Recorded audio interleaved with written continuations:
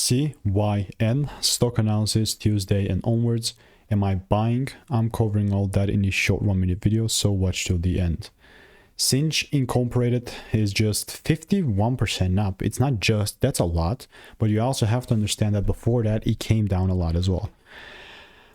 So like the week before, seems like we've gone down 85% negatives. Like it's a lot, you know, and that's why we've gone up this much.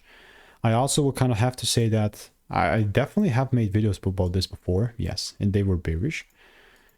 And at least for the price that I see right now, this is still a bearish price, man. Like, it's not that I'm even gonna long or anything, not even like a short, but if I see a double break beneath these lows, then and only then that's something that I'm willing to short.